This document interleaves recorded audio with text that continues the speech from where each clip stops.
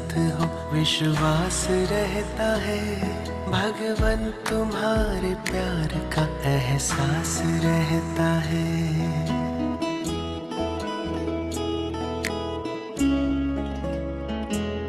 हर वक्त मेरे साथ हो विश्वास रहता है, भगवन तुम्हारे प्यार का एहसास रहता है।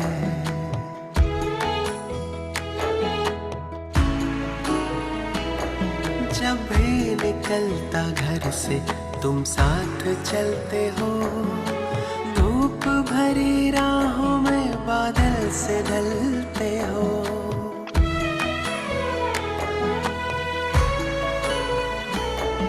जब भी निकलता घर से तुम साथ चलते हो, धूप भरी राहों में बादल से ढलते हो।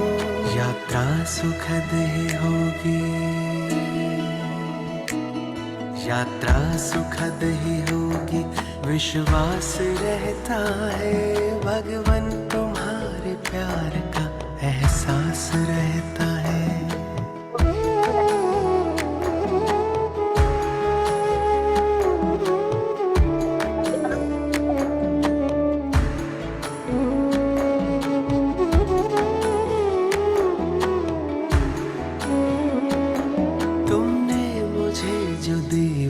खुशियाँ लुटाता हूँ, तेरा नाम रूप गुण मैं सबको बताता हूँ।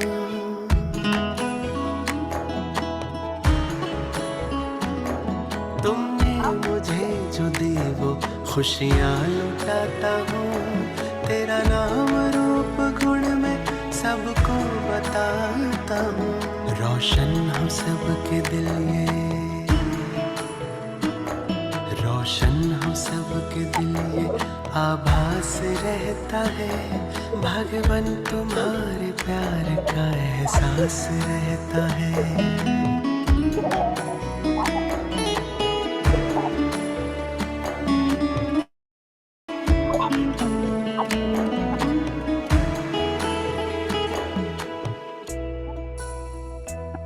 हर एक मेरे है ये दिल गीत गाता है, सब प्रेम से रहे ये सरगम सुनाता है।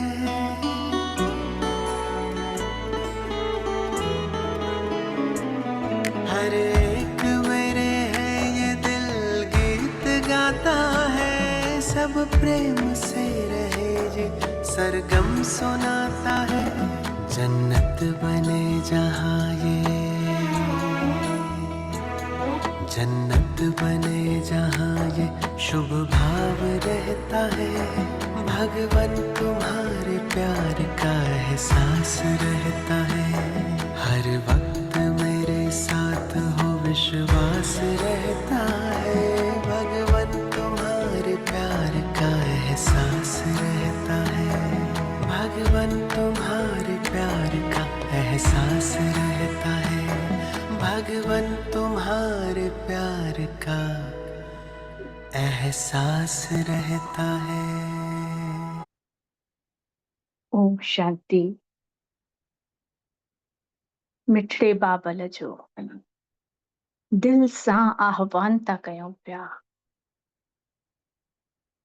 ॾिसूं था परम धाम हो निराकार परम पिता परमात्मा खुद खुदा स्वयंभू पाण अची करे ब्रह्मा जे साकार तन में प्रवेश करे ॿई बाबा अचनि था असांजे सम्मुख ऐं पंहिंजे मुख द्वारा मिठड़ी वाणी था ॿुधाइनि पिया। ॿुधदासीं मिठड़े बाबल जा मिठड़ा महावाक्य 27 सेप्टेम्बर 2025।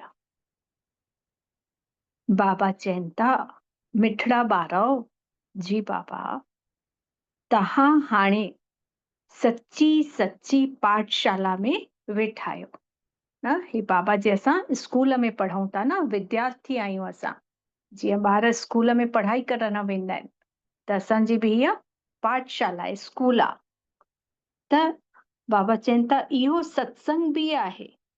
हिते ई तव्हांखे सत बाबा जो संग मिलियल आहे जेको पार थो लॻाए छॾे।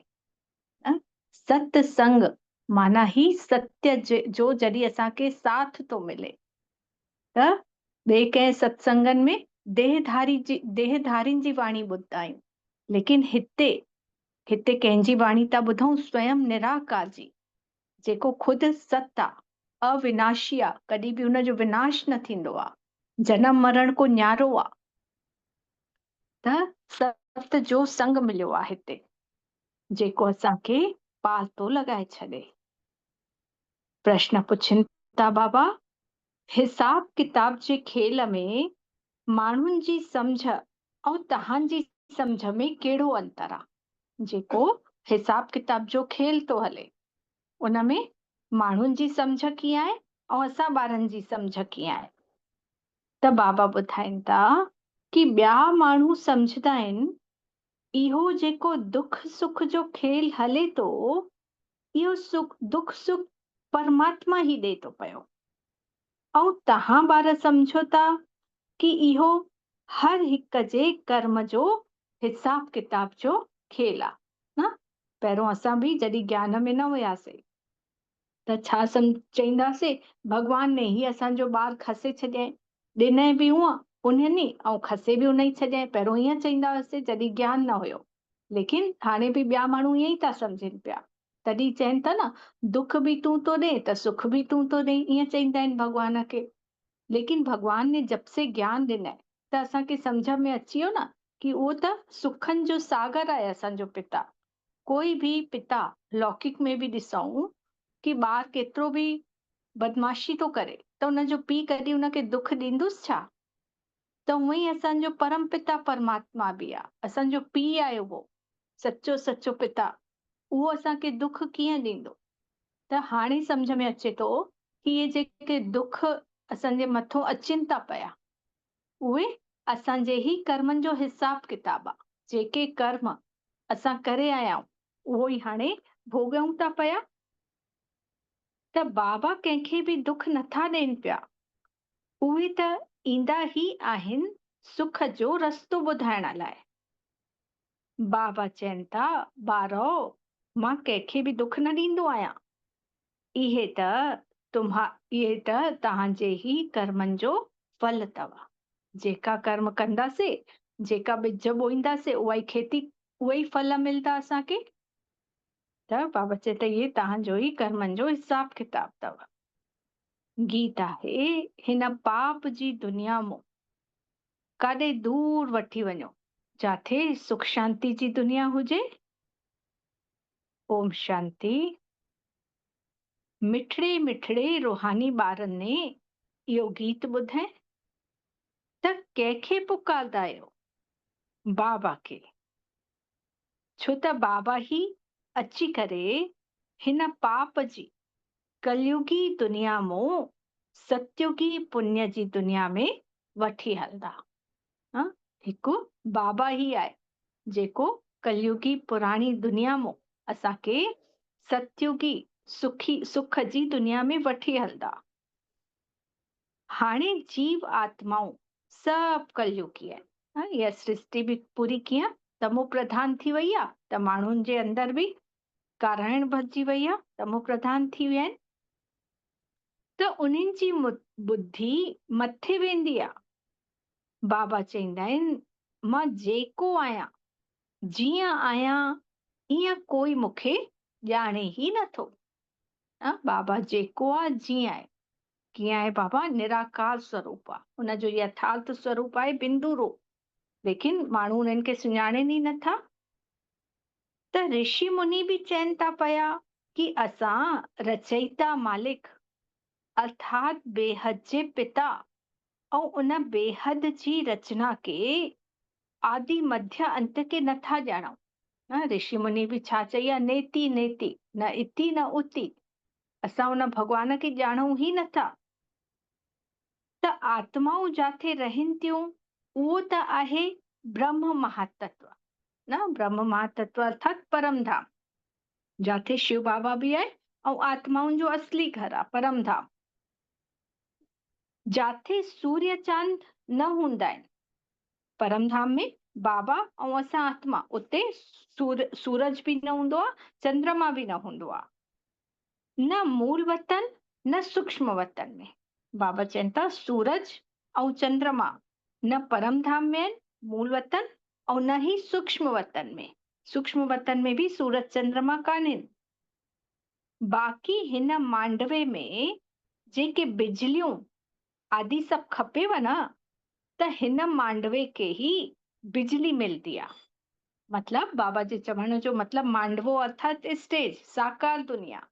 हिन साकारी दुनिया में सूर्य ऐं चंद्रमा आहिनि, छो त असांखे हिते बिजली खपे, लाइट खपे। ऐं परम धाम में त असां खुद ही शक्तिशाली हूंदासीं, त उते त बिजली खपे ई न, ऐं हिते ई असांखे बिजली खपे। इन जे करे बाबा चवनि था हे सूर्य चंद्रमा, सूर्य ऐं चंद्र हिते ई आहिनि साकार दुनिया में। त राति जो चंद्र ऐं सितारा ऐं ॾींहं जो सूरज, इहे त आहिनि बत्तियूं, रोशनी ॾियण जे लाइ।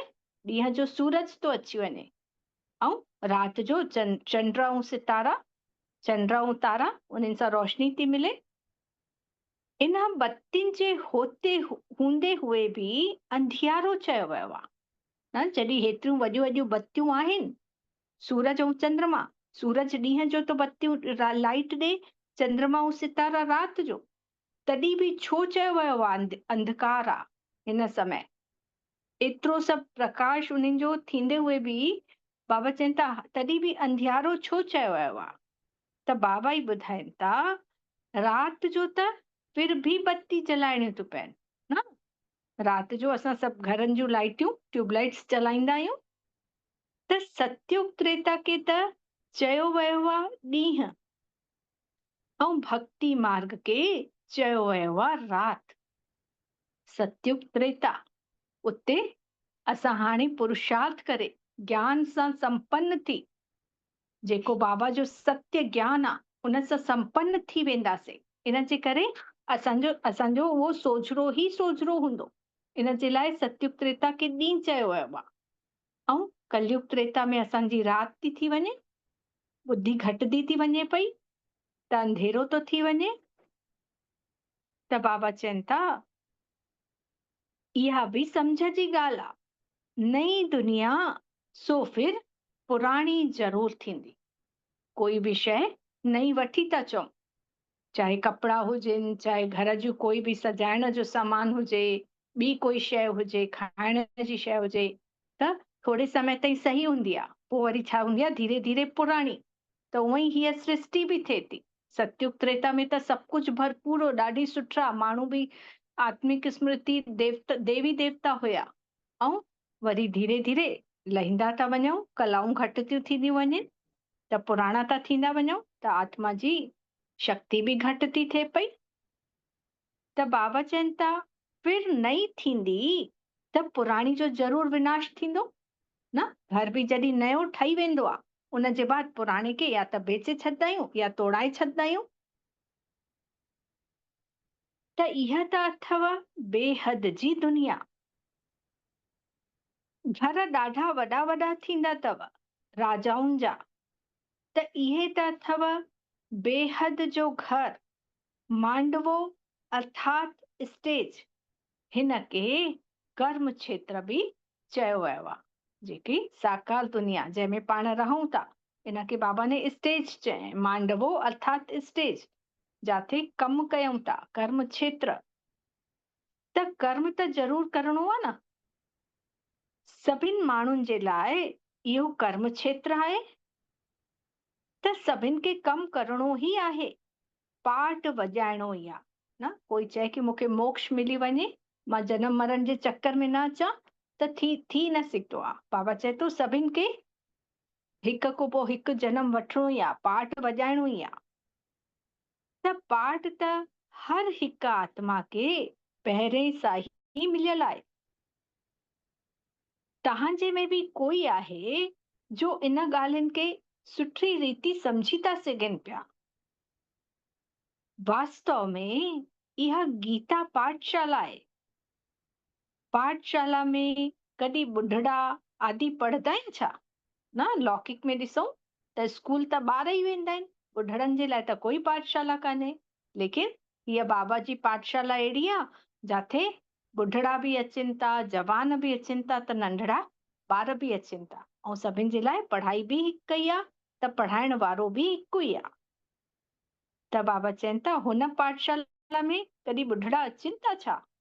जवान ई सभु पढ़नि था। त वेदनि शास्त्रनि जी पाठशाला न चईंदासीं, छो त उते कोई बि एम ऑब्जेक्ट थींदी कान्हे। जेके पंडित आहिनि वेद ऐं शास्त्र था पढ़नि पिया, त बाबा चवनि था उन्हनि जी त कोई बि एम ऑब्जेक्ट कान्हे। बाबा ने असांजी एम ऑब्जेक्ट ॾिनी अथई न असांखे, कि असांखे देवी देवता ठाहिणो आहे। त बाबा चवनि था जेके वेद शास्त्र पढ़नि था उन्हनि जी त कोई बि एम ऑब्जेक्ट कान्हे, त पढ़ी करे बि छा ठाहींदा उहे नथा ॼाणनि पिया।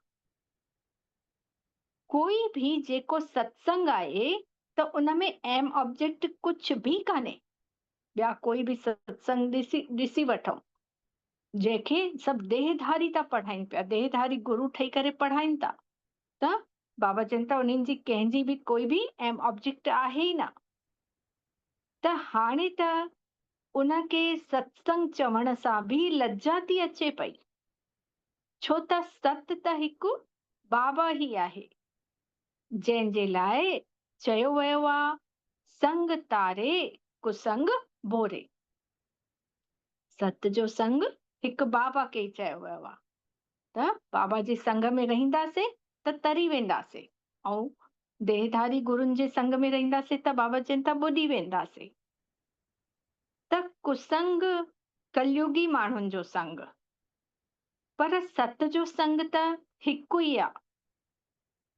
हाणे तव्हांखे वंडर लॻंदो अथव न कि सॼे सृष्टि जे आदि मध्य अंत जो ज्ञान कीअं बाबा ॾियनि था न। सॼी सृष्टि जे आदि मध्य अंत, आदि में असां कीअं देवी देवता हुयासीं, ऐं मध्य में वरी कीअं पूज्य ठहियासीं, ऐं हाणे वरी कलयुगी ठहियासीं, ब्राह्मण ठहियासीं, तॾहिं बाबा मिलियो आहे। त पूरो कीअं चक्र, स्वदर्शन चक्र बाबा फेराए था छॾनि पिया। त बाबा चवनि था तव्हांखे त ख़ुशी हुजणु खपेव, तव्हां ही हाणे सची सची पाठशाला में वेठा आहियो। बाक़ी सभु त अथव कूड़ा स्कूल।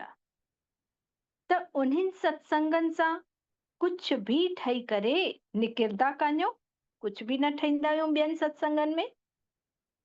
स्कूलनि में कॉलेजनि में फिर भी कुछ ठहींदा आहियूं, छो त पढ़ंदा आहियूं।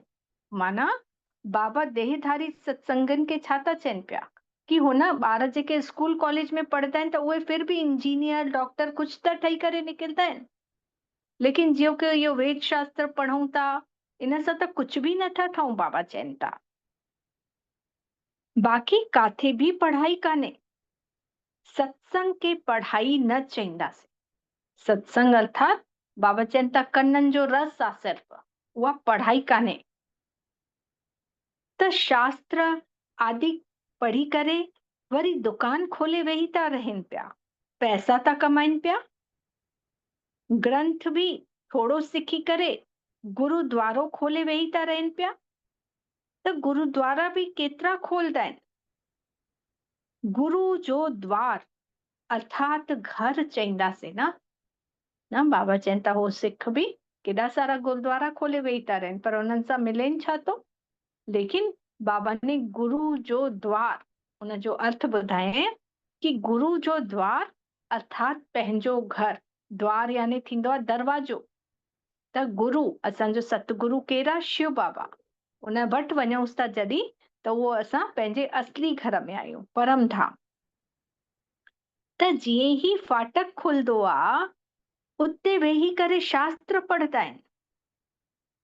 तव्हांजो गुरुद्वारो अथव मुक्ति ऐं जीवन मुक्ति धाम, सतगुरु द्वारा। सतगुरु द्वारा असांखे छा थो मिले पियो? मुक्ति ऐं जीवन मुक्ति। त सतगुरु जो नालो छा आहे? अकाल मूरत। सतगुरु खे ही अकाल मूरत चईंदा आहिनि। अकाल मूरत मतलब जंहिंखे कोई कॾहिं बि काल नथो खाई सघे। त उहो ही अची करे मुक्ति ऐं जीवन मुक्ति जो दरवाजो था खोलेनि पिया। अकाल मूरत आहे न, त आत्मा ही आहे बिंदी, उनखे काल कीअं थो खाई सघे? असां सभु बि आत्माऊं आहियूं, त उहे बि अजर अमर अविनाशी आहियूं। उन आत्माउनि खे बि कोई कॾहिं बि काल नथो खाई सघे। मरदा आहियूं त शरीर बदलदा आहियूं, लेकिन आत्मा त हमेशा जीवित आहे न। त बाबा चवनि था उहा आत्मा त शरीर छॾे करे भॼी वेंदी आहे। जॾहिं कोई गुज़ारे वेंदो आहे, डेड बॉडी पई हूंदी आहे, त आत्मा छा कंदी आहे? उन शरीर मां निकिरी करे ॿिए तरफ़ हली वेंदी आहे, ॿिए शरीर में। त माण्हू सम्झंदा आहिनि कि पुराणो शरीर छॾे फिर वञे ॿियो शरीर वठंदी, त हिन में रोईंदा छो आहिनि? बाबा चवनि था जॾहिं सम्झनि था कि आत्मा त कॾहिं बि न मरदी, हे त आत्मा जो वस्त्र आहे न शरीर। जीअं कपिड़ा मेरा थी वेंदा आहिनि, असां हिकु ॾींहुं पाईंदा आहियूं कपिड़ा ऐं ॿिए ॾींहुं बि वरी उहे ई पाईंदासीं छा मेरा कपिड़ा? हर कोई बदलंदो आहे न कपिड़ा। त उहो ई हे आत्मा जो शरीर छा आहे? कपिड़ा ई त आहिनि। बाबा चवनि था जॾहिं हो हिकु कपिड़ा छॾे ॿिए में वञे थी, त पोइ बाबा चवनि था माण्हू रोइनि छो था? इहो त ॼाणो था न कि ड्रामा ही अनादि ठहियल आहे। हर हिक खे पार्ट वॼाइणो ई आहे। बाबा ने ही समझायो त सतयुग में त आहिनि नष्टो मोहा। त मोह जीत जी बि कहानी अथव न मोहजीत राजा जी बि कहानी सभिनि ॿुधी आहे न? यादि आहे सभिनि खे कहानी मोहजीत राजा जी? पतो अथव सभिनि खे? अनम्यूट करे चई था सघो पिया। आवाज अचेव थी मुंहिंजी? ओम शांति दीदी। ओम शांति। नहीं खबर आहे दीदी, है ना? नहीं सभिनि खे पतो आहे न? मुझे नहीं पता है। हाँ मालूम आहे। हाँ जी मालूम आहे। जी जी। त बाबा हेलो चवनि था दीदी असांखे न मोहजीत मालूम राजा आहे। राजा हरिश्चंद्र हुयो न? हा ॿुधायो राजा ॿुधायो हरिश्चंद्र जी कहानी। हिकु राजा हरिश्चंद्र ॿुधायो। हुयो न, उन पंहिंजे मोह ते जीत पाए रखियईं न। न त हुनजी कहानी कीअं ओम ठतल शांति। आहे? पूरी जेकी कहानी ॿुधाईंदा आहिनि हाँ बाबा, ये ही है न कि भई हाँ यानी कि उनजो सॼो राजपाट इंद्र भॻवान खसे थो वठेसि, पर पोइ पंहिंजी सचाईअ तो नथो डिगे, हले ई न मतिलबु इहा बिल्कुलु कान डिगे अथव। ई नथो, यानी कि इहा कान अथव अटकी मोहजीत रहंदो आहे। राजा जी कहानी। न इहा कान अथव। बाबा जी जेकी मुरलिन में ईंदी आहे न, त बाबा चवनि अच्छा था कि अच्छा। हिकिड़ो राजा हुयो, है न? उनजो ॿार न जॾहिं शिकार करण वेंदो आहे त रस्तो भटकजी वेंदो आहे। त रस्तो भटकी करे हिकु जंगल में हिकिड़ी कुटिया में हली वेंदो आहे। त उते ॾिसे थो त ऋषि मुनि वेठा आहिनि। त ऋषि मुनि न उनखे पाण वटि रखी छॾींदा आहिनि ऐं उनजी शर्ट लाहे करे उन ते लाल लाल रंग लॻाए करे ऐं उन ॿार खे उते ई रखंदा आहिनि, राजा जे ॿार खे, राजकुमार खे। ऐं जेकी लाल शर्ट रंग सां रंगे करे उहे दरबार में, राजा जी दरबार में वेंदा आहिनि। त सभिनि खां पहिरियों ॿाहिरि जेको दरबान बीठल हुयो उनखे चवंदा आहिनि कि ॾिसो तव्हांजो जेको राजकुमार अथसि न, त हुयव न, उनखे त शेर खाई वियो, त उहो मरी वियो अथव, उन्हनि देह त्यागे छॾी अथईं। त हो दरबान चवंदो आहे कि अच्छा ईअं ॻाल्हि आहे, कोई ॻाल्हि कान्हे। मतिलबु उनखे बिल्कुलु बि दुख न थींदो अथसि। वरी ईअं ई अंदरि वञी करे राजा खे, उनजी माणस खे, राणी खे, सभिनि खे ॿुधाईंदो आहे इहा ॻाल्हि। त राजा ऐं राणी खे बि ज्यादा कोई मतिलबु दुख न थींदो अथनि, छो त उहे नष्टो मोहा थी चुकिया हुया। त चवंदा आहिनि अच्छा ठीकु आहे, अगरि खाईयुसि त ठीकु आहे। उनजो ईअं ई पार्ट हुयो, मतिलबु भोजन ज्यादा दुखी नथा थियनि पिया। त उहो ई ऋषि मुनि चवनि था कि हे जन त राज दरबार में रही करे बि हे जन एतिरा नष्टो मोहा थी चुकिया आहिनि, लेकिन असां जॾहिं पूरो घर बार बि छॾे आया आहियूं तो बि त असांजो मोह अञा ताईं आहे। चइण जो मतिलबु कि वो राजा जेके हुया नष्टो मोहा, उनजे मरण जे, पुट जे मरण जी ॻाल्हि ॿुधी करे बि एतिरे ज्यादा उन्हनि जी स्थिति विचलित न थी त बाबा असांखे बि उहो ई था चवनि, जॾहिं कोई बि देहधारी छॾे थो छॾे पंहिंजो शरीर त असांखे बाबा ने इहो ज्ञान ॾिनो त न कि आत्मा आहे उहा, ऐं आत्मा वरी वञी करे ॿियो शरीर वठंदी। त इहा आहे बाबा ने चए मोहजीत जी कहानी। त पंडित बि ॿुधाइनि था त माताऊं बि ॿुधी ॿुधी करे वरी ग्रंथ रखी करे वेही थियूं रहनि ॿुधाइण जे लाइ। त ॾाढा माण्हू वञी करे ॿुधंदा आहिनि त उनखे चयो वियो आहे कन रस, है न। जीअं शास्त्रनि जूं ॻाल्हियूं शाम जो सत्संगनि में वञनि थियूं, गाना थियूं हलाइनि या जेको बि, त बाबा चवनि था उहो त अथव कन रस। त ड्रामा प्लेन अनुसार माण्हू त चईंदा न कि असांजो दोष छा आहे, त बाबा चवनि था तव्हां ई मूंखे सॾु त कयो कि हिन दुख जी दुनिया मां वठी वञ, हाणे मां आयो आहियां त मुंहिंजो ॿुधो न। असां ही बाबा खे पुकारियोसींसि न परेशान थी करे कि बाबा हिन दुख जी दुनिया मां छॾायो असांखे। त बाबा चए थो तव्हां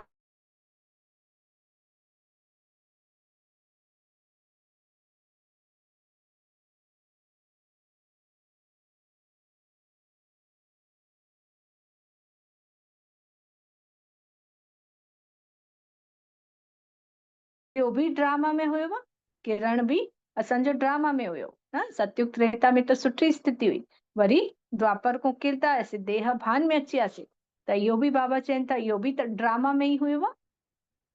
त राम राज्य रावण राज्य जो खेल ठहियल अथव। खेल में बि कोई हारिनि था त उन्हनि खे दोष थोड़े ई आहे न। कोई खेल खेलंदा आहियूं, खेॾंदा आहियूं, उनमें हार जीत त लॻी आहे, हिकिड़ो जीतंदो त ॿियो हारदो ई, त हुनमें कंहिंजो दोष थोड़ी आहे। त ईअं ई असांजो बि किरण ऊंची स्थिति थी करे वरी हेठि किरण, उहो बि ड्रामा में नूंदा बाबा चवनि था थियणो ई आहे। त हिन में त लड़ाई जी कोई ॻाल्हि कान्हे, तव्हांखे ई बादशाही मिली हुयव, इहो बि अॻिते हली करे तव्हांखे पतो थोड़ी हुयव न। असां ही देवी देवता हुयासीं, विश्व जा महाराजा महारानी ठहियासीं, हे त बाबा जे ज्ञान में अचण खां पोइ ई पतो पियो न, पहिरियों थोड़ी पतो हुयो। बाबा चवनि था हाणे तव्हां सम्झो था जेके सर्विसेबल आहिनि, जंहिंजो नालो बाला आहे, दिल्ली में सभिनि को नामी ग्रामी सम्झाइण वारो केरु आहे, त झटि नालो खणंदो जगदीश जो न। बाबा जगदीश भाई जो नालो था खणनि पिया कि सभिनि को ज्यादा बुद्धिवान उहो ई हुयो बाबा जे यज्ञ में। त तव्हांजे लाइ बि मैगज़ीन बि निकारिनि था, हे जेकी बाबा जी मैगज़ीन ईंदी आहे ज्ञान अमृत वग़ैरह, उनमें सभु कुझु तो अची वञेव, ॾाढनि प्रकारनि जी पॉइंट्स बि ईंदी अथव। त ब्रिजमोहन बि लिखंदा आहिनि कि लिखण कोई मासी जो घर थोड़ी आहे न। बाबा ब्रिजमोहन भाई के बि यादि था कनि पिया, चवनि था लिखण कोई मासी जो घर थोड़ी आहे, त ज़रूर विचार सागर मंथन करे लिखंदा हूंदा, त सुठी सर्विस कंदा आहिनि न। जगदीश भाई ने बि जॾहिं पत्रिकाऊं निकारिया त बाबा चवनि था कोई बि बिना सोचे समझे ईअं ई थोड़ी लिखी वठंदो, पत्रिकाऊं थोड़ी कढंदो, उहो बि ज्ञान जो विचार सागर मंथन करे त कोई बि लिखंदो न। त बाबा चवनि था कोई कोई ॿार त प्रदर्शनी में ॾाढो मथो था हणनि पिया, ऐं कोई कोई त कर्म बंधन में फसियल आहिनि, इन जे लाइ एतिरो उथी नथा सघनि। कोई कोई त वञी करे ॾाढो सेवाऊं था करनि बाबा जे घर जो, ऐं कोई कोई त बाबा चवनि था कर्म जे बंधन में घर जे कमनि में बि एतिरो फासल आहिनि कि उथी नथा सघनि पिया। त इहो बि ड्रामा ई चईंदासीं। अबलाउनि ते बि अत्याचार थियण जो ड्रामा में पार्ट आहे। त इहो पार्ट छो वॼाए, इहो त प्रश्न ई नथो उथे। इहो त अनादि जो ठहियल ठुकियल ड्रामा आहे, उनखे कुझु थोड़ी करे था सघूं। जेको बि ड्रामा जो पार्ट आहे न, त उहो त फिर सां उहो ई रिपीट थींदो, उनखे चेंज त करे ई नथा सघूं। बाबा चवनि था कोई चवनि था असां ने छा गुनाह कयोसीं जो अहिड़ो पार्ट रखियो वियो, त हाणे त गुनाह जी त ॻाल्हि कान्हे, इहो बि जेको पार्ट आहे त अबलाऊं बि कोई त निमित ठहंदियूं जंहिं ते सितम थींदा।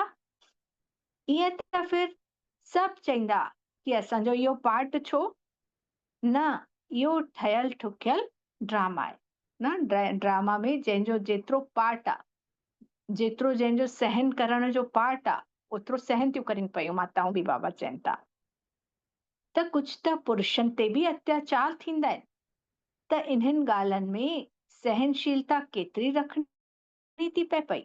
ॾाढी सहनशीलता खपे। माया जा विघ्न त ॾाढा पईंदव न। पवित्रता जे करे बाबा त चवनि कि उन में पवित्र ठहिण में त माया जा ॾाढा विघ्न ईंदव। त विश्व जी बादशाही वठण में कुझु त महिनत करणी पवंदी न। जॾहिं ॿार डॉक्टर ऐं इंजीनियर ठहिण लाइ बि अॼु केॾी पढ़ाई था करनि पिया, त असांखे त विश्व महारानी ठहिणो आहे, त वॾा वॾा पेपर त ईंदा न, पर उन्हनि खे पास करणो आहे। बाबा चवनि था महिनत करणी आहे। त ड्रामा में आपदाऊं, खिटपिट आदि केतिरियूं आहिनि। अबलाउनि ते बि अत्याचार लिखियल आहे, त खून जूं नदियूं बि वहींदव, काथे बि सेफ्टी न हूंदी। अचण वारे समय जे लाइ बाबा तयार था करनि कि घर घर में खून जूं नदियूं वहींदियूं। बाबा चवनि था ऐं काथे बि सेफ्टी न हूंदी। त इहो समय अचण वारो आहे न। हाणे त सुबुह जो क्लास आदि में वञो था पिया सेंटर ते, उहो बि समय ईंदो जे तव्हां ॿाहिरि निकिरी ई न सघंदव। हाणे त फिर बि थोरो समय ठीकु आहे, सेंटर हली था वञूं कंहिं महिल बि, लेकिन बाबा चवनि था हाणे उहो समय ईंदो जो ॿाहिरि ई न निकिरी सघंदव। ॾींहुं प्रतिॾींहुं ज़मानो ई बिगड़ंदो थो वञे पियो, अञा ई बिगड़नो आहे। त दुख जा ॾींहं बि ज्यादा जोर सां ईंदव। बीमारी में बि जॾहिं दुख थींदो आहे, तॾहिं फिर भॻवान खे यादि कंदा आहिनि न, पुकारदा आहिनि। त हाणे तव्हांखे पतो अथव कि बाक़ी थोरा ॾींहं आहिनि, फिर असां पंहिंजे शांति धाम, सुख धाम ज़रूर वेंदासीं। दुनिया खे त इहो बि पतो कान्हे न, छो त उहे कलयुग के अञा 40,000 साल बचा आहिनि। कलयुग ई ॾाढो लंबो करे वेठा आहिनि। लेकिन बाबा छा था चवनि कि दुख जा ॾींहं बसि वया कि वया, हाणे थोरनि ॾींहंनि जे बाद सुखनि जा ॾींहं ईंदा ऐं असां शांति धाम, सुख धाम वेंदा हलीसीं।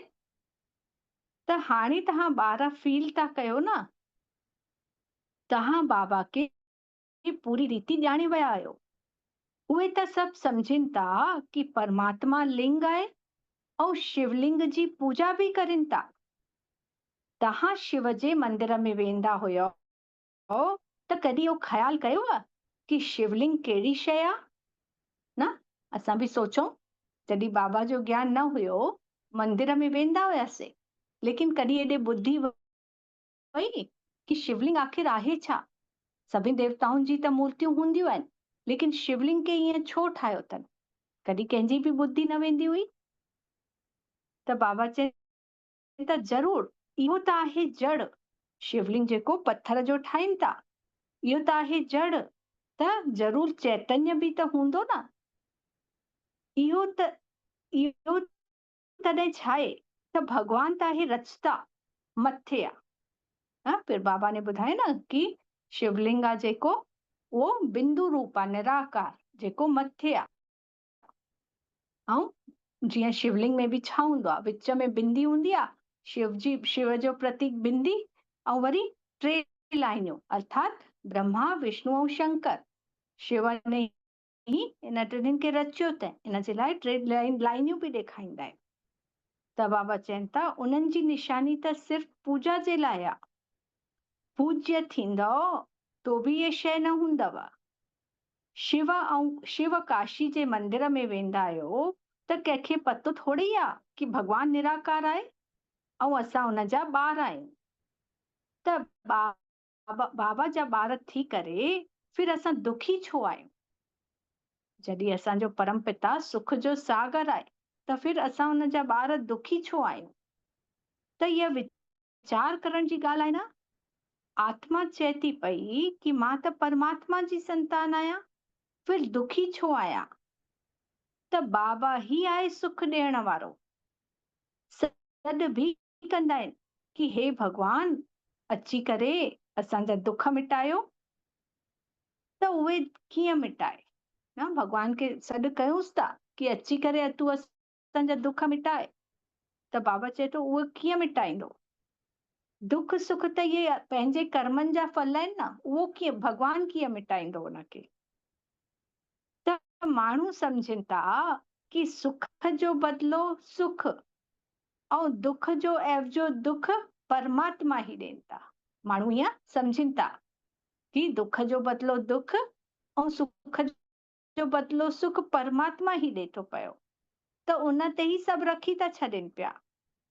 त बाबा चवनि था मां कॾहिं दुख न ॾींदो आहियां, मां त अधु कल्प जे लाइ सुख ॾेई करे सुख थो ॾियांव थो, सुख थो ॾियांव पियो अधु कल्प जे लाइ, यानी सतयुग त्रेता जे लाइ बाबा असांखे सुख थो ॾिए पियो, ऐं द्वापर में वरी असां पाण ई ग़लति कमु कयूं था, हिन जे लाइ दुखी थियासीं।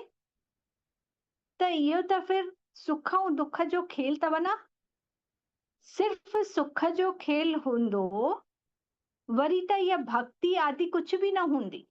यदि हमेशा सिर्फ़ सुख सुख हूंदो त माण्हू भक्ति बि छो कंदा?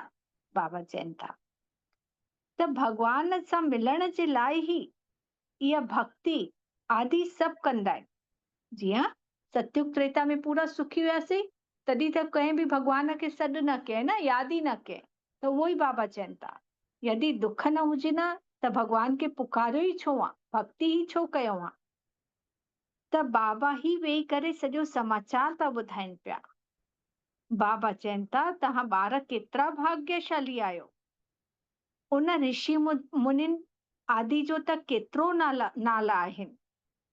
तव्हां त आहियो राज ऋषि, उहे त आहिनि हठ योग ऋषि। असांखे बाबा ने चई राज ऋषि, ऐं ॿिया जेके ऋषि मुनि आहिनि उहे हठ योग। त ऋषि अर्थात पवित्र, न राजाउनि जो राजा ठहिण जे लाइ हाणे बाबा सां योग था कयूं पिया, हिन जे लाइ राज ऋषि कहलायासीं। त तव्हां ही स्वर्ग जा राजा था ठहो पिया, त पवित्र ज़रूर ठहिण खपेव। स्वर्ग जा राजा ठहींदासीं, उन जे लाइ पवित्रता ज़रूरी आहे। सतयुग त्रेता में जंहिंजो राज्य हुयो उन्हनि जो ई फिर सां थींदो, ऐं बाक़ी सभु पोइतो अची वेंदा। तव्हां बि हाणे चओ था असां श्रीमत ते पंहिंजो राज्य स्थापन कंदासीं, त पुराणी दुनिया जो विनाश थियण में भी समय तो लॻे न। सतयुग अचणो आहे ऐं कलयुग के वञणो आहे। केतिरी वॾी दुनिया आहे, हिक हिक शहर माण्हुनि सां केतिरो भरियल आहे। जनसंख्या जे लाइ बाबा चवनि था हिकु हिकु शहर माण्हुनि सां केतिरो भरियल आहे। धनवान माण्हू दुनिया जो चक्र था लॻाइनि, परंतु हिते सॼी दुनिया खे कोई ॾिसी नथो सघे। हा, सतयुग में ॾिसी थो सघे, छो त सतयुग में आहे ही हिकु राज्य। एतिरा थोड़ा राजाऊं हूंदा, हिते त ॾिसो केतिरी वॾी दुनिया आहे न। केतिरो बि रईस माण्हू आहे, घुमे थो पियो, लेकिन सॼी दुनिया त कोई न घुमी सघंदो। ऐं उहो ई बाबा चवनि था सतयुग में फिर बि ॾिसी सघंदो हिक राज्य खे, छो त सिर्फ़ भारत ई राज्य हूंदो, ॿिया कोई त राज्य न हूंदा। त एतिरी वॾी दुनिया जो चक्र लॻाए केरु? उते त तव्हांखे समुद्र में बि वञण जो कान्हे। हिते सीलोन, बर्मा आदि हूंदा, उते त कुझु बि न हूंदो। कराची भी न हूंदी। उते तव्हां सभु मिठी मिठी नदियुनि जे किनारे रहंदा आहियो। सतयुग जी ॻाल्हि बाबा करनि था। उते त सीलोन, बर्मा कोई समुद्र बि न हूंदा, लेकिन मिठड़ी मिठड़ी नदियुनि जे किनारे रहंदो, खेती बाड़ी आदि सभु कंदो। त सृष्टि त ॾाढी वॾी आहे न। माण्हू बि ॾाढा थोड़ा हूंदा, फिर धीरे धीरे वधदा। सतयुग जे शुरू में थोड़ा सा माण्हू हूंदा, वरी धीरे धीरे जनसंख्या वधदी। फिर उहे ही अची करे पंहिंजो राज्य स्थापन कंदा, फिर धीरे धीरे हपकंदा विया, पंहिंजो राज्य स्थापन करे छॾनि। हाणे त सभिनि खे छॾणो थो पए पियो। हिकु भारतीय जंहिं कंहिंजो बि राज्य न खसियो आहे, हिकिड़ो भारतीय जंहिं कंहिंजो राज्य न खसियो आहे, बाबा ने चयो। छो त भारत असुल में अहिंसक आहे न। भारत ही सॼी दुनिया जो मालिक हुयो, बाक़ी सभु त पोइते आया आहिनि ऐं जेके टुकड़ा टुकड़ा वठंदा विया। शुरू में सतयुगी दुनिया में भारत ही हिकु राज्य हुयो, उन्हनि कंहिंजो राज्य न खसे, भारत जो पंहिंजो राज्य हुयुसि, लेकिन ॿिया देश वारा अची करे भारत जो टुकड़ो टुकड़ो खसंदा विया। त बाबा चए फिर अंग्रेजनि ने बि अची करे हप कयनि, अंग्रेजनि ने बि कुझु अची करे भारत राज्य खे खसण चालू कयनि। त तव्हां भारतवासियुनि खे त बाबा विश्व जो मालिक था ठाहिनि पिया। तव्हां काॾे वियो, तव्हां त थोड़ा ही हुयो। त तव्हां ॿारनि खे बुद्धि में इहे सॼियूं ॻाल्हियूं पतो अथव। ॿुढड़ियूं माताऊं त एतिरो सभु नथियूं सम्झी सघनि। त बाबा चवनि था सुठो आहे जेको कुझु बि पढ़ियल कान्हे। ॿुढड़ियूं माताऊं, बाबा चवनि थियूं उहे एतिरो पढ़ियल लिखियल कान्हनि त सुठो आहे, छो त हिन ज्ञान खे वरी सुठे सां सम्झी सघंदियूं, छो त बुद्धि में पहिरों कोई ॻाल्हि कान अथनि। ऐं जंहिंजी बुद्धि में शास्त्रनि वास्त्रनि जूं ॻाल्हियूं हूंदियूं अथनि त उहे वरी वाद विवाद करण लॻंदा आहिनि न, उन्हनि खे बाबा जो ज्ञान ठीक सां सम्झ में न ईंदो अथनि। त बाबा चवनि था सुठो आहे कि ॿुढियूं माताऊं पढ़ियल लिखियल कान्हनि त इहे इन ज्ञान खे सुठे सां सम्झनि थियूं पयूं। त जेके पढ़ियल लिखियल आहे सभु बुद्धि को निकारणो थो पए पियो। इहा ॻाल्हि सिर्फ़ धारण करण जी आहे। मिठड़े बाबा खे यादि कयो। तव्हां चओ बि था न कि बाबा आयल आहिनि, बाबा ईंदा त असां वारी वेंदासीं, कुर्बान वेंदासीं। तव्हांखे फिर असांजे मथों कुर्बान वञिणो आहे त लेन देन थींदी आहे न। शादी जे टाइम स्त्री पुरुष हिक ॿिए जे हथ में लूणु ॾींदा आहिनि न। जॾहिं शादी थींदी आहे त छोकिरे छोकिरी खे लूणु मवाइबो वेंबो आहे। त बाबा हुन जो बि राज़ था ॿुधाइनि। त बाबा चवनि था कि असां पुराणो सभु कुझु तव्हांखे ॾियूं था न। उन समय जॾहिं छोकिरी छोकिरो लूणु मवाईंदा आहिनि त बाबा चवनि था मतिलबु पुराणी दुनिया खे भुली करे हाणे नई दुनिया, नई ज़िंदगी शुरू था कयूं पिया। त मरणो त आहे, इहो सभु ख़तम थियणो आहे। हाणे असांखे फिर नई दुनिया में हलणो आहे। त बाबा आया ई आहिनि वठी वञण लाइ। काल आहे न, सिंध में चईंदा हुया इहो कहिड़ो काल आहे जेको सभिनि खे भॼाए करे वठी थो वञे पियो। त तव्हां ॿार त ख़ुशि थींदा आहियो कि बाबा ही आया आहिनि असांखे वठी वञण लाइ। असां त ख़ुशी सां पंहिंजे घर वेंदासीं। सहन बि करणो थो पए। सुठे सुठे वॾे वॾे घर जूं माताऊं बि मार थियूं खाइनि पियूं। तव्हां त सची कमाई था कयो पिया। माण्हू थोड़ी ॼाणनि था, उहे त आहिनि ही कलयुगी शूद्र संप्रदाय। ॿिया माण्हू कहिड़ा आहिनि अञा ताईं जंहिंखे बाबा जो ज्ञान न मिलियो आहे, कलयुगी ऐं शूद्र न। हाणे असां छा थियासीं, सतयुगी ऐं ब्राह्मण ठही वियासीं। त तव्हां, बाबा चवनि था तव्हां आहियो संगम युगी पुरुषोत्तम। ॼाणो था पहिरें नंबर में पुरुषोत्तम आहिनि लक्ष्मी नारायण। वरी डिग्री घटि थींदी वेंदव न, मथों वरी हेठि ईंदा वेंदव, फिर आहिस्ते आहिस्ते किरंदा वेंदव। मथों परम धाम में ईंदासीं सतयुग में, त्रेता में वरी धीरे धीरे कलाऊं घटि थींदी वेंदियूं, किरंदा वेंदासीं। इन सां हाणे त सभु किरी चुकिया आहिनि।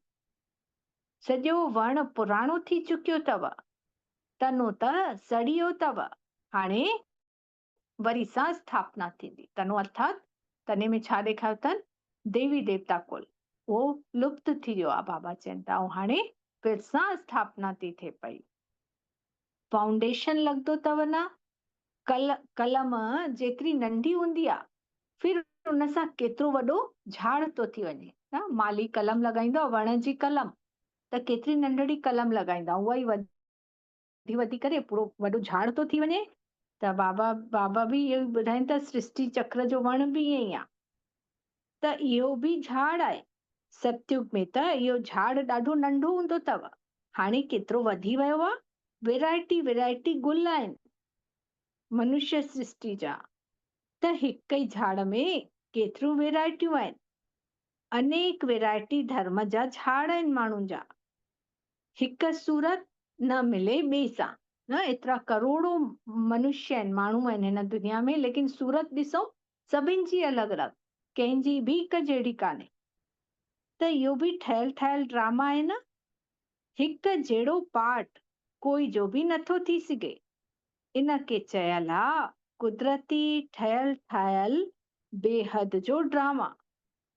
इन में बि बनावट ॾाढी आहे। जेकी चीज रियल हूंदी आहे उहा ख़त्म भी थी वेंदी आहे, फिर 5000 वर्ष जे बाद रियलिटी में ईंदासीं त जेके चित्र आहिनि कोई बि रियल ठहियल थोड़ी आहिनि।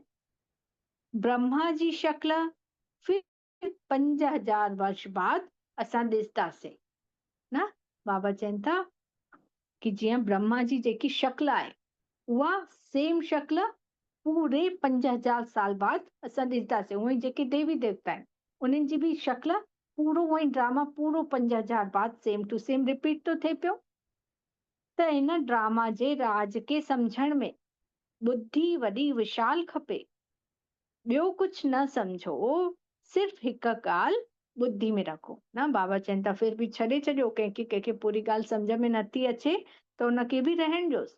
बसि हिक ॻाल्हि बुद्धि में रखो, हिकु शिव बाबा, ॿियो न कोई। त इहो आत्मा ने चए, बाबा असां तव्हांखे ई यादि कंदासीं। इहो त संहिंजो आहे न, हथनि सां कमु कयो ऐं बुद्धि सां बाबा खे यादि कयो। हथनि सां कमु कयो ऐं बुद्धि सां बाबा खे यादि कयो। हथ काल ॾे, दिलि यादि ॾे। अच्छा, बाबा जो यादि प्यारा, मिठड़े मिठड़े सिकी लधे ॿारनि प्रति मात पिता बाप दादा जो यादि प्यार ऐं गुड मॉर्निंग। रूहानी बाबा जी रूहानी ॿारनि खे नमस्ते, ऐं असां रूहानी ॿारनि जी बि मिठड़े मिठड़े मात पिता बाप दादा खे यादि प्यार, गुड मॉर्निंग ऐं नमस्ते बाबा, नमस्ते।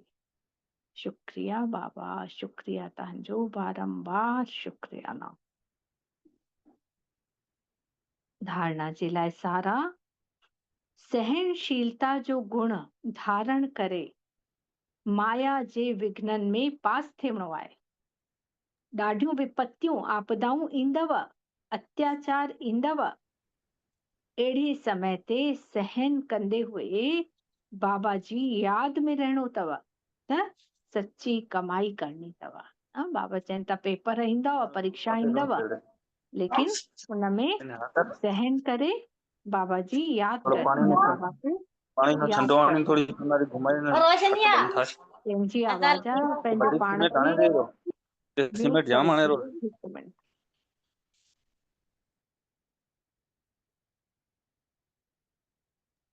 हा, बाबा ने चए कि ॾाढा पेपर ईंदा, उनखे बि सहन करे बाबा जी यादि में रहणो आहे ऐं सच्ची कमाई करणी आहे, सच्ची सच्ची कमाई करणी आहे। ॿियो बाबा ने चए विशाल बुद्धि ठही करे हिन ठहियल ड्रामा खे सुठी रीति सम्झणु आहे। इहो कुदरती ड्रामा ठहियल आहे, इन जे लाइ प्रश्न नथो थी सघे कि बाबा जेको सुठी मत ॾियनि था उन ते ई हलणो आहे। जेको बि थिए थो ड्रामा जे अनुसार थो थिए पियो। 5000 वर्ष पहिरियों बि थी चुकियो, इन जे लाइ इहो कोई नयो नथो थिए, इन जे लाइ परेशान न थियणो आहे, बाबा चवनि था। ऐं जेके बाबा जी श्रीमत आहे उन ते ई हलणो आहे। महसूस कंदासीं बाबा जो वरदान, परम धाम मों निराकार शिव पिता परमात्मा जी अनंत किरणियों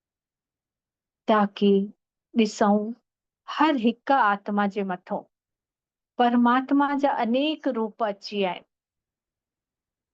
हर हिक आत्मा जे ॼण त छतरी पइजी वई आहे बाबा जी, ऐं हर हिक आत्मा पंहिंजो पाण खे सुरक्षित बिल्कुल ही सेफ अनुभव थी करे पई। उन जे मथों कोई भी विघ्न नथा अचनि पिया। सेफ ऐं सुरक्षित आहिनि आत्माऊं। बाबा को खुशियुनि जो खजानो, शांति जो खजानो, गुणनि जो खजानो, ज्ञान जो खजानो ऐं सहयोग ॾियण जो खजानो वठदी थी वञा। इहो भी हर हिक आत्मा खे विरहाईंदी थी वञा पई। बाबा जा निरंतर ये खजाना मां आत्मा में ईंदा था वञनि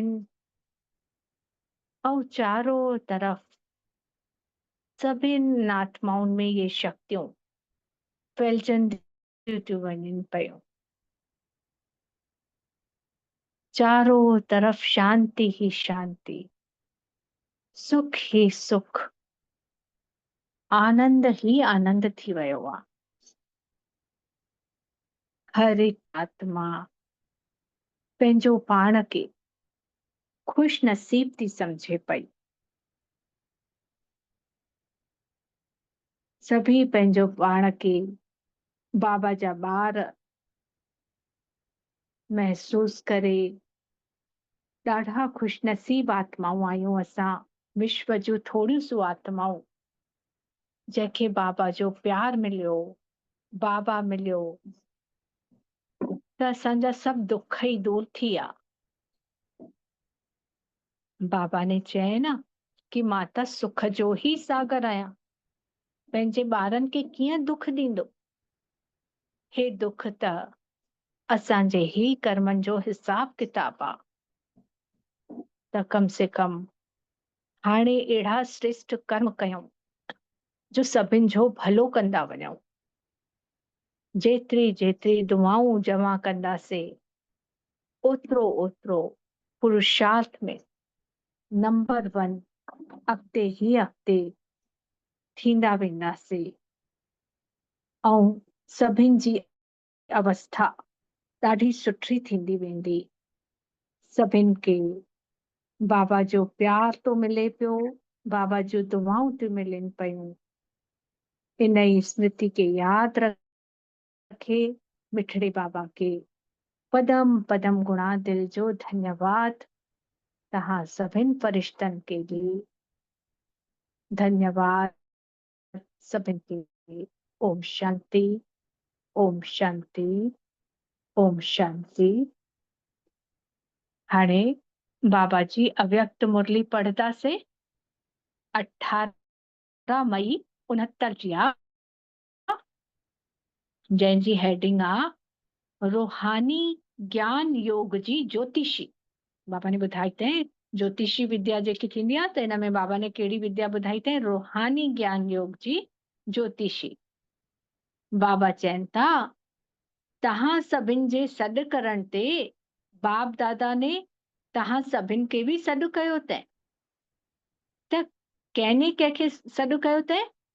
जेके ॿार बाबा जे कर्तव्य में, बाबा जे कार्य में निमित्त ठहियल आहिनि, उन्हनि खे ही इहा हर ॻाल्हि हर वक़्तु यादि रखणी आहे कि असां हर समय हर हालत में एवर रेडी ऐं ऑल राउंडर थियूं न। बाबा जे कार्य में बाबा जा अगरि सच्चा ॿार आहियूं त बाबा जॾहिं बि कोई कार्य सौंपे थो पियो, चाहे उहा मुरली जी सेवा आहे, चाहे सेंटर वारियूं दीदियूं जेको बि चवनि थियूं, त उहो मञिणो आहे, हाजी जो पाठ पक्को करिणो आहे। हर ॻाल्हि में बाबा ने चए ऑल राउंडर ठहो, एवर रेडी ठहो, जंहिं समय बि जंहिं ॻाल्हि जेकी सेवा मिले उनखे कयो।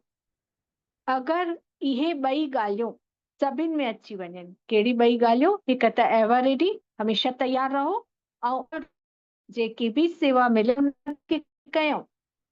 त जेके इन ॿिनि ॻाल्हियुनि में अची था वञनि त उहे सर्विस, उन्हनि सां सर्विस जो सबूत सुठी रीति निकिरी थो सघे पियो।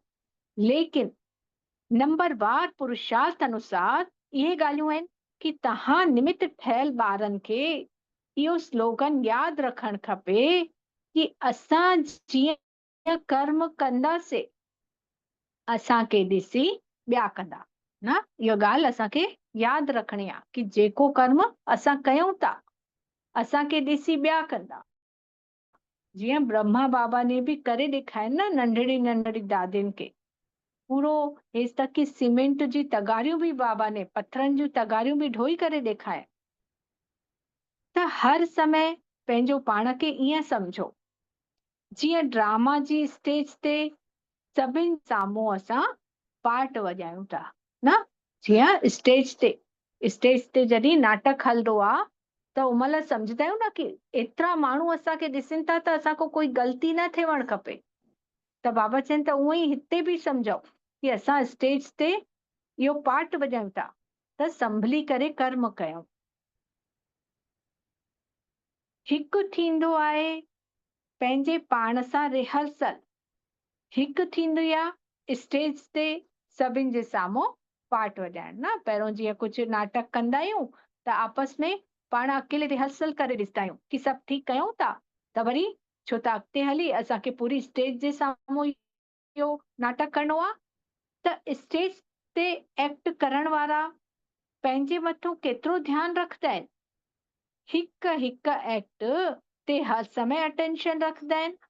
हथनि ते, पेरनि ते, अखियुनि ते, सभिनि ते ध्यानु रखंदा आहिनि। अगरि कोई ॻाल्हि हेठि मथे थिए थी त एक्टर जे एक्ट में शोभा नथी थिए पई त ईअं पंहिंजो पाण खे सम्झी करे हलणो आहे। न, स्टेज ते जॾहिं कोई नाटक कंदा आहिनि त हथ जो एक्सप्रेशन, पेर जो एक्सप्रेशन, एसि तक कि अखियुनि जे एक्सप्रेशन खे बि ध्यानु रखंदा आहिनि। जॾहिं उहो मिठड़ी ॻाल्हि चवनि था ऐं अखियुनि में गुस्सो नज़र ईंदो त पोइ कीअं कंदा, सुठो न लॻंदो। इन जे लाइ बाबा बि असांखे ईअं ई चवनि था कि असां बि हिन स्टेज ते आहियूं, एक्टर ठही करे हलूं था त हर ॻाल्हि ध्यानु ॾेई करे करणी आहे। 3 मिंटनि जो रिकॉर्ड जॾहिं भरियूं था त केतिरो ध्यानु था कयूं पिया। तव्हां सभु बि पंहिंजे 21 जन्मनि जो रिकॉर्ड भरियो था त भरदे समय इहो ध्यानु रखणो आहे। न, जेको कर्म हाणे कयूं था त उहो पूरो 21 जन्म जे लाइ असांजो रिकॉर्ड थो थी वञे, बार बार उहो ई फिरंदो। त इन जे लाइ हमेशा सुठो कर्म कयूं, बाबा चवनि था। तव्हांजो बि 21 जन्मनि जे लाइ सतयुगी राजधानी जो रिकॉर्ड थो भरेव पियो त उहो रद्द न थिएव। रद्द थियो, रद्द थी वियो त वरी दूर थी वेंदव। मतलब पुरुषार्थ में कोई एतिरी कमी न हुजे। जीअं राजा राणी ठहूं सतयुगी, एतिरो सुठो पुरुषार्थ कयूं जो नंबर 1 अचूं ऐं हाणे अगरि न कंदासीं उहो पुरुषार्थ बेकार थी वेंदो त पूरो सम्झो 21 जन्म असांजो उहो रिकॉर्ड फिर सां उहो ख़राब थी वेंदो, रद्द थी वेंदो। त बाबा चवनि था सोचणु खपेव असांजे हर कर्म जे मथां सभिनि जी अख आहे। एक्टर्स जॾहिं ॾिसनि था कि असांखे सभु ॾिसनि था त ख़ासि अटेंशन रखंदा आहिनि न। कोई ॾिसण वारो न हूंदो आहे त अलबेलोपन ईंदो आहे। त हमेशह सम्झणु खपे कि असां भले अकेलेपन में कुझु कंदा आहियूं तो बि सृष्टि जे साम्हूं आहियूं। न, बाबा चवनि था कि इहो ख़ासि अटेंशन ॾेई करे करणो आहे। ईअं न जॾहिं अकेले में कोई कमु कंदा आहियूं त ज़रूर कुझु ग़लति कंदासीं, लेकिन असां छा सम्झी करे कयूं कमु कि भॻवान जो कैमरो मुंहिंजे मथां आहे। हिकु गानो बि आहे न, लख अखियुनि सां तोखे सदोरा ॾिसंदो आहे। ॼाणण वारो सभु कुझु ॼाणे पर मुंहं सां कुझु न चईंदो आहे। त भॻवान बि असांखे ॿियो कोई नथो ॾिसे त भले माण्हू नथा ॾिसनि कोई कमु कयूं था, ग़लति कमु कयूं था, लेकिन भॻवान जी अखि त असांजे मथां आहे न। त बाबा चवनि था इहो सम्झी करे सुठे सां कर्म करणो आहे। अगरि हिकु हिकु गुल ईअं संपूर्ण ऐं सुंदर थी वञे त हिन बगीचे जी खुशबू केतिरी न फैलिजी वञे। हिकु हिकु गुल बाबा ने असां ॿारनि जे लाइ चई कि यदि हिकु हिकु माण्हू हिकु हिकु आत्मा सोची सम्झी करे कर्म करे, इहो सम्झे कि भॻवानु असांखे ॾिसे थो पियो, इहो सम्झी करे कर्म कंदी त केतिरा न सुंदर बगीचे जी खुशबू थी वेंदी। लेकिन छो नथी फैले, उन जो कारण छा आहे? खुशबू छो नथी फैले, उन जो कारण छा आहे? त बाबा ॿुधाइनि था खुशबू सां गॾु गॾु काथे विच में कोई ॻाल्हि बि अची थी वञे, भले खुशबू केतिरी हुजे, लेकिन खुशबू सां बि जल्दी फैलण वारी बदबू हूंदी आहे। विच विच में ज़रूरु असांजो अटेंशन घटि थो थी वञे ऐं खुशबू जेतिरी जल्दी फैलदी आहे उन को ज्यादा बाबा चवनि था बदबू, बुरी गंध उहा जल्दी फैलदी आहे। त जरा सी बि ॻाल्हि सॼी खुशबू खे समाप्त थी करे छॾे पई। अविनाशी खुशबू जंहिंखे सदा गुलाब चईंदा आहियूं, हिकु हूंदो आहे सदा गुलाब, ॿियो हूंदो आहे गुलाब ऐं टियों हूंदो आहे रूहे गुलाब। बाबा ने 3 प्रकार जा गुलाब ॿुधाए, हिकु त आहे सदा गुलाब, ॿियो हूंदो आहे सिर्फ़ गुलाब ऐं टियों हूंदो आहे रूहे गुलाब। त पहिरों नंबर अथव रूहे गुलाब, उहा रूह जी स्थिति में हूंदो आहे न, जंहिंखे बाबा ने रूहे गुलाब चए। रूह यानी आत्मा, त जेको हमेशा आत्मिक स्मृति में आहे उनखे बाबा ने चए रूहे गुलाब। ऐं रूहानी रूह जे हमेशा नज़दीक आहे, ईअं ई आहे रूहे गुलाब। ऐं ॿी क्वालिटी जेकी आहे उहे सर्विस में ॾाढा सुठा हूंदा आहिनि, बाक़ी रूहानी स्थिति घटि आहे।